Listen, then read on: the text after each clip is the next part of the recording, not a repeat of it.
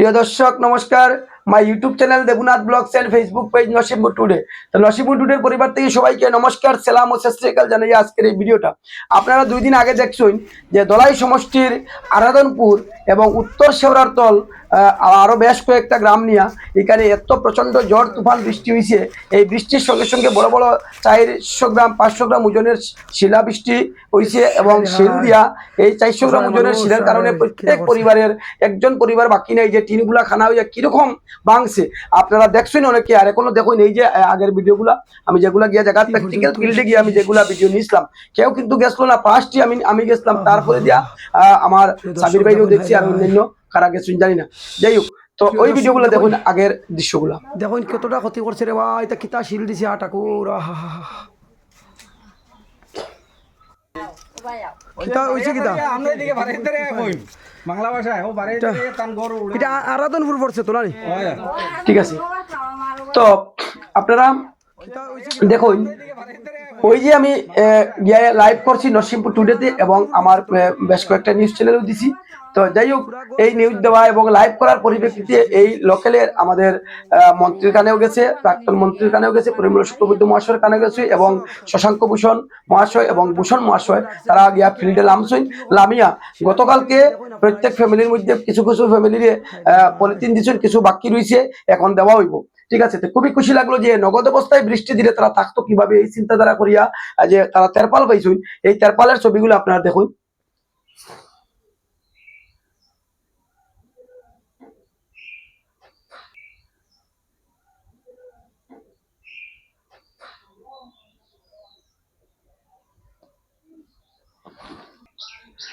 এবং আজকে আপনারা সাপোর্টে এবং সহযোগিতায় আমি এতটা জায়গা পৌঁছতে পারছি, যেটা খুব প্রশংসনীয় এবং মুখের ভাষায় যতই কমব ততই কম হইব। এবং আমার এই নরসিংপুর টুডে পরিবারের মধ্যে আজকের দিনে 12,600 ভাই বন্ধুরা যুক্ত হয়েছেন।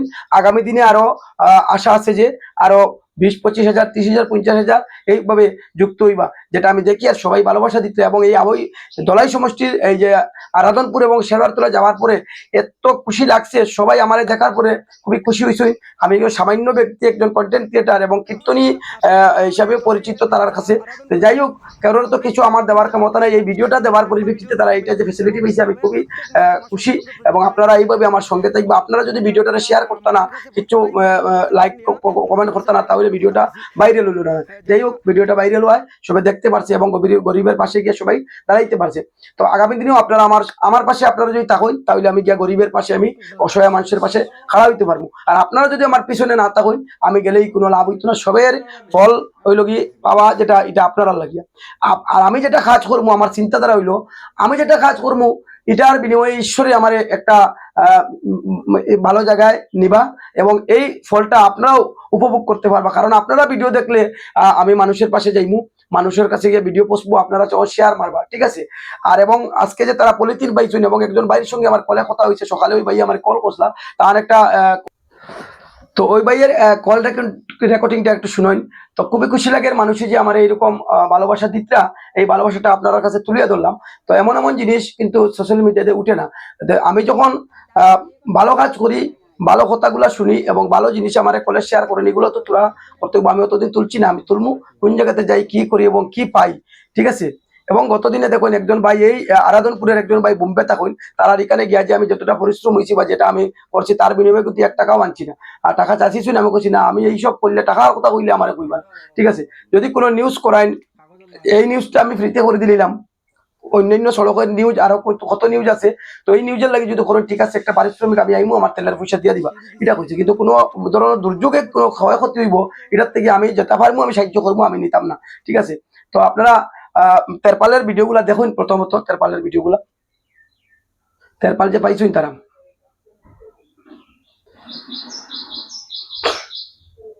তো এই জায়গার মধ্যে উপস্থিত আসলা যারা যারা, আমি নাম কই আপনারা শুনুন।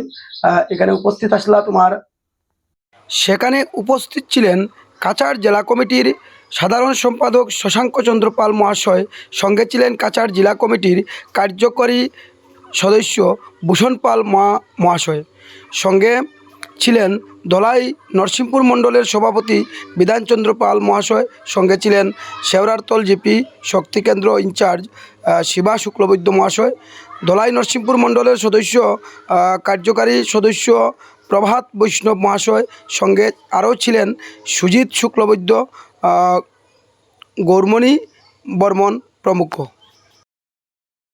শেওড়ারতল যাওয়ায় সেখানে গিয়া যেগুলো কাজ করছে কাজের বিনিময়ে আমার কাছে কল আইছে, এবং যে ভাই কল করছেন কল রেকর্ডিংয়ে শুনুন, এইভাবে যাতে সমস্ত জীবন মানুষের পাশে মানুষের পাশে যাতে থাকতে পারি এবং আপদে বিপদে যাতে যাইতে পারি। আপনারা শুনুন রেকর্ডিংটা।